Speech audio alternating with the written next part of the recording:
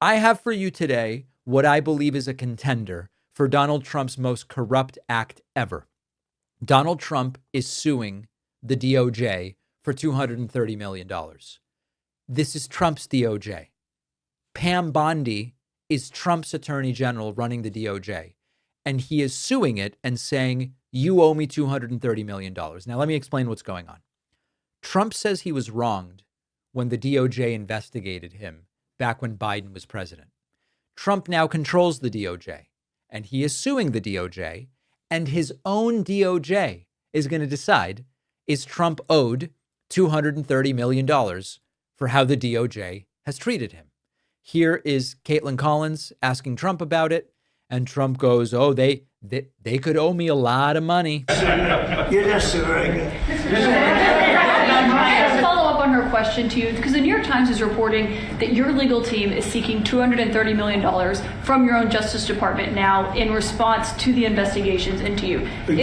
Is that something you want your legal team to do? I don't know what the numbers are. I don't even talk to them about it. All I know is that they would owe me a lot of money, but I'm not looking for money. I'd give it to charity or something. I would give it to charity, any money. But look, what they did, they rigged the election. And as you know, we had, in one case, 60 Minutes had to pay us a lot of money. George Slobodanopoulos had to pay us a lot of money, and they already paid. They paid me a lot of money because what they did was wrong. And, when somebody does what's wrong. Now, with the country, it's interesting because I'm the one that makes the decision, right? And, that decision would have to go across my desk. And it's awfully strange to make a decision where I'm paying myself. In other words, it is a little weird that you're deciding about paying yourself out of government funds, meaning out of taxpayer money. Yeah, that's true. This is a head-spinning act of open corruption, and it's been mostly a sigh from corporate media. From Republicans, it's just a shrug. This is a disgustingly corrupt act, and Trump sort of admits in this next clip. Actually, I believe this is it's the same clip where he says it's weird to be paying myself. I won't even play that clip. Trump admits it is a little bit weird. Now, in other countries, you would try to hide this. You know how sometimes we joke, the police have investigated themselves and they've cleared themselves of any wrongdoing. Because it looks so corrupt, there are people who would try to hide it and do this surreptitiously. Trump isn't doing that. Not because he's so transparent and so great. Trump's not doing that because he doesn't think there's going to be any consequences to doing this in the open. Why would Trump need to go out of his way to hide this, given that he thinks, maybe correctly, that he can get away with it? And it's the same sort of thing.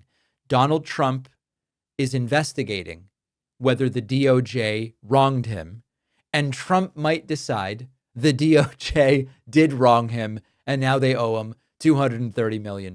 So this is not just a joke about Trump suing himself. This is what it looks like when a democracy's institutions become so compromised that accountability collapses into a satirical parody. He's the plaintiff and the defendant, and Republicans seem completely fine with it. The most outrageous part of it, which should anger you, is that this is your money. This is my money. This is taxpayer money, which Trump is now arguing should be funneled into his own pockets. The most powerful man in the world, arguably, is saying, oh, they really did me wrong. I'm emotionally damaged by the DOJ, and now the DOJ should pay me money. Corporate media is treating this like a curiosity instead of what it really is. If we look historically, every corrupt empire often has a phase like this where the corrupt leaders start raiding the cupboards. And it could be the leader stops pretending that there's a line between public money and personal money and starts using taxpayer money as a personal slush fund. That's one version of how it'll sometimes go. In Rome, emperors would sometimes loot the treasury. We're in 2025 America. Trump is suing himself, and he might end up cutting himself a check out of taxpayer money.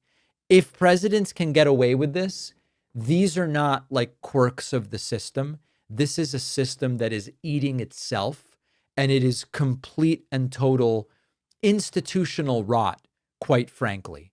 And I don't know if Trump's going to get away with it. My I'm not big on predictions, but I think a possible outcome is after suing for 230 million, that is, there will be some decision made. Oh, very independent decision, of course, where Trump is owed some smaller amount.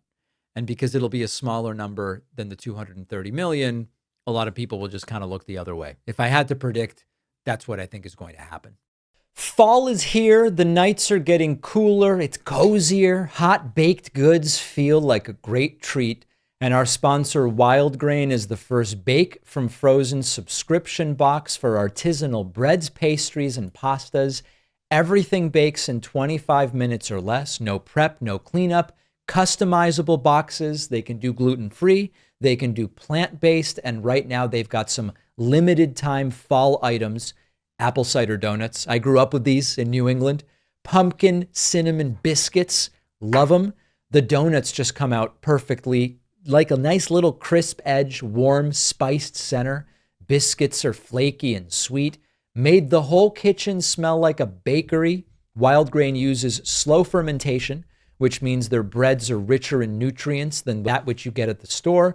You can really taste the difference, and the fermentation process can even be helpful for digestion. For a limited time, get $30 off your first box, plus free croissants in every box when you start your subscription at wildgrain.com/Pakman.